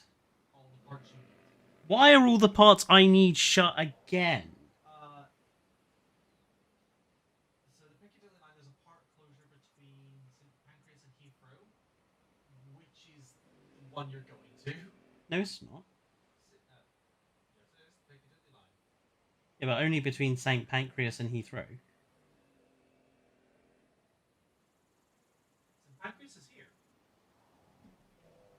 is here. Where's St. Pancras? All the way up here. Oh, for God's sake. And it's also between St. Pancras and Uxbridge as well. So it's basically this entire side of the line here. So basically the only one that's going to be running properly is this section. That makes it impossible to get anywhere. I'll figure something out. Give me a second.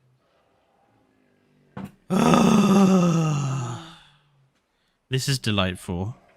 Okay. Saturday, 27th September, between quarter to 1 and 5 a.m. No service between those places. You're fine.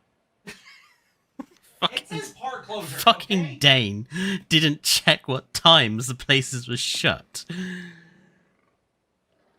Well, I'm sorry that there's a bunch of things here which say park closure, reduced service, major and minor delays. I am sorry. Check the times. If it's 1 a.m. to 5 a.m., it doesn't affect us. It affects me. By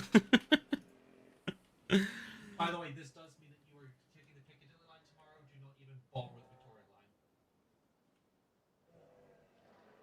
I don't want to take... I just want to do the most direct routes. Is Victoria shut? Apparently there's severe delays, which could affect it just when it shuts. It just shuts, kind of thing. They're never going to shut the Victoria line. Because, sorry folks, this is important to figure this stuff out. It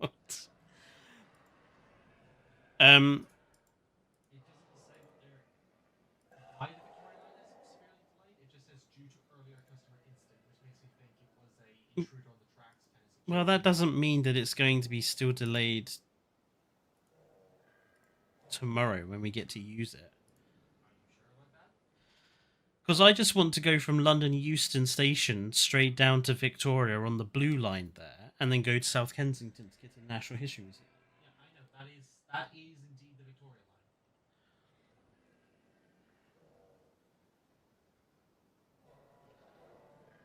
So the other option would be to take the black line down to Embankment and change it at Embankment to go to South Kensington. Or alternatively, take the Northern line to King's Cross and Pancras, and then take the Piccadilly line down to South Kensington. Yeah, we'll do that. And then getting to Moorgate requires the utilization of... Piccadilly line up to St. Pancras, Northern line down to Moorgate, or use the Circle line to get to Moorgate. Yeah, but this, I don't want to do the Circle line because I'm not going through like 90 million stations to get there. Sorry, we're... Take the Piccadilly line from South Kensington to King's Cross and Pancras. We- The Circle line, the Hammersmith and Central line, or the District line to Piccadilly line to Moorgate, which is 2 stops away. Sorry, folks. It would be great if you listened to what I was telling you. Oh my god, we've got 2 for the price of 1. They are stuck together. For God's sake, stay inside the aviary. Camera.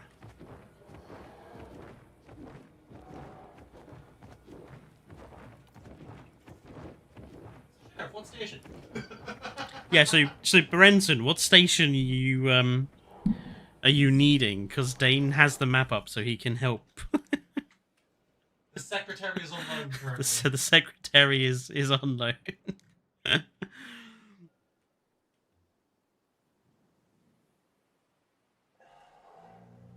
No, you've already found an alternative route. Okay. Oh wow, I see how it is. I am still curious, though, Brenton. What station is it that was apparently shut?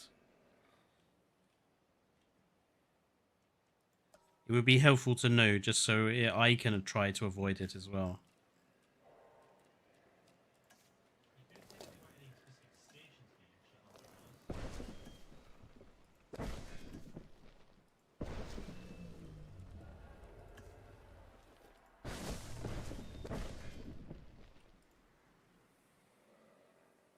Honestly, it does kind of amuse me. It's in Frontier's sort of typicality that they decide to do an event at a location that is not really very easy to get to, especially if you don't know London very well, or if you, I don't know, are coming from outside the UK. It's not in a very, like, central location. Like, even for me, I'm having to change twice. They couldn't have found somewhere a little more easy to get to. The closest station is Limehouse. I've never even heard of that station. That's a DLR. Oh, it's a DLR. That's a DLR station. What the hell? Well, Brenton, you must be in the posh part of London. I don't know about the fog. The fog goes everywhere.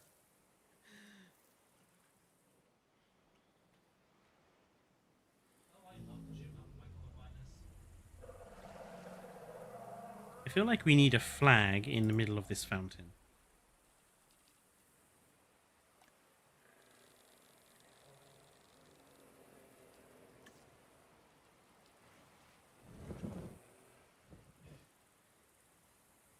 Fletcher, when you are in London, if you meet David Attenborough, the chances of bumping into David Attenborough in London are extraordinarily low. I'm gonna give you 3 locations, Fletcher. Hmm? Canary Wharf, Out of the Water, and Shadwell. That's where Prince is. Berenson is in Shadwell. Basically, yeah.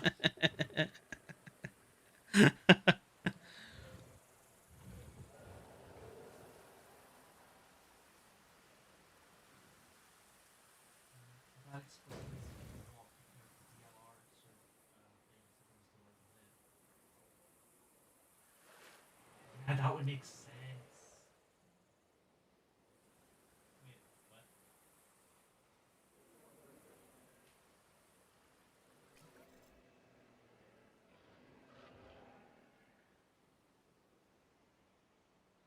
Yeah, I think this is looking good.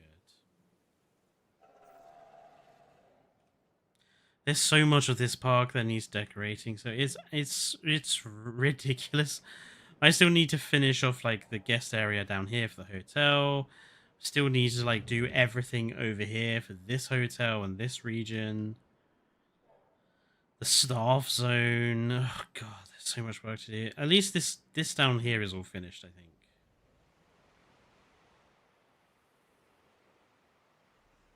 Oh my. I'm sorry. Princeton, you are the unluckiest person I have ever met. Why is Berenson unlucky? The DLR park closure between Bank and Poplar. Right. Between Bank and Poplar. Bank, Shadwell, Limehouse, Westbury. That is a bit annoying and unlucky. Yeah, it's looking. Oh god. How the hell are you getting over Princeton? Holy fuck. I'm sure we'll manage tomorrow. We'll just have to see how it all goes. I would like to remind you, I cannot help you tomorrow anymore. London transport mess ups. London transport mess ups is just something you have to deal with when you're going around the UK.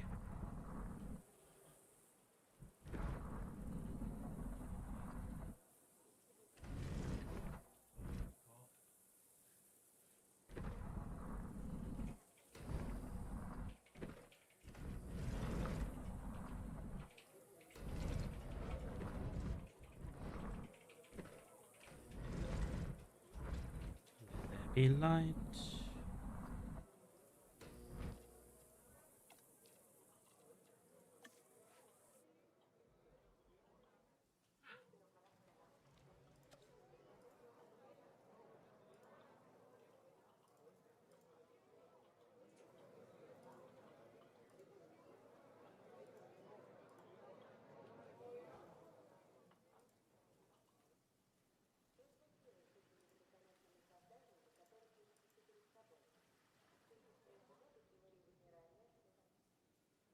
I think that works.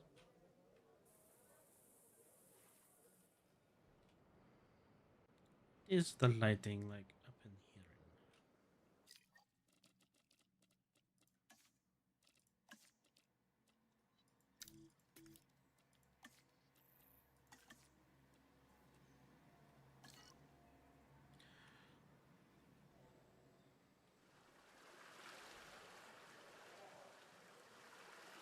Dark, I think, is how I would call the lighting up here.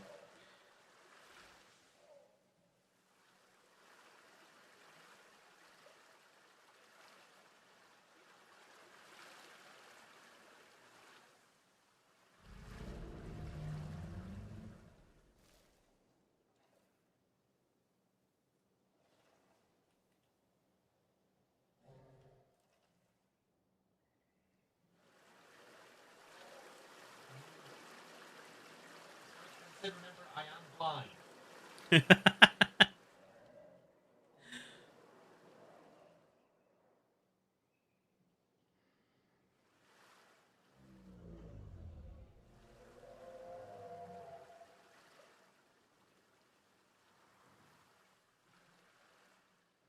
You need to probably think about putting more lighting into some of these places.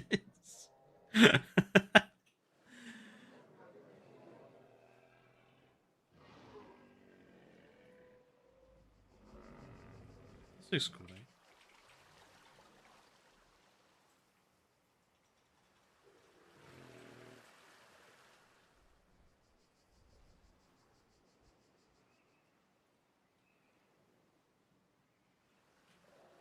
Some of these places are definitely way too dark, but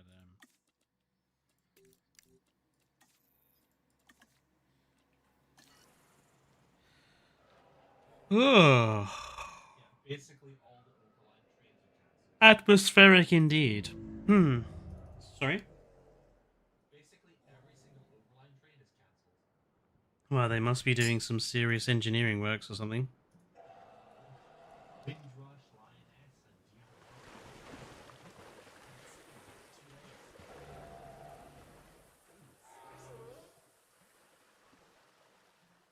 Too late. Can I just?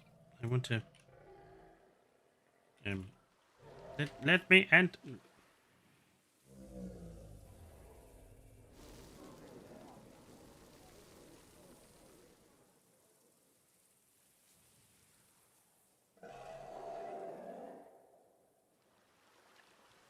Quite like how this turned out in the end.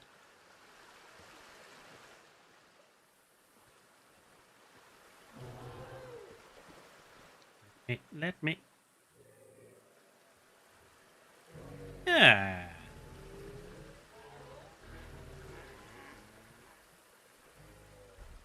They get a decent view.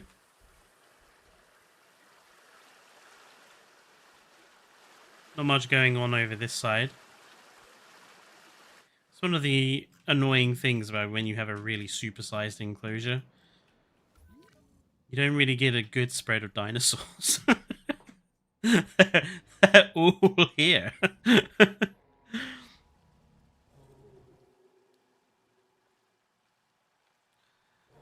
Have to figure that one out. These aren't connected to anything. I'll have to fix that at some point.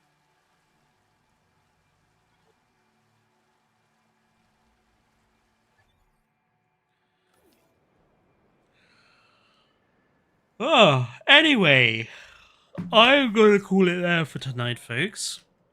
Thank you for tuning in. It's been quite good to chat to you all before this event and get some ideas of things to look out for. Whether or not there's a stream on Sunday depends how tired I am from tomorrow. Chances are I'll probably be so knackered I will say no stream on Sunday. But I will try and at least write down some, have a community post about some general thoughts about the event. But yeah, thank you everyone for tuning. Don't forget to like the stream if you haven't already. Subscribe if you're new to the channel.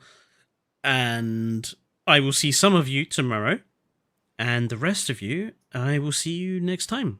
Until then, stay safe and good night.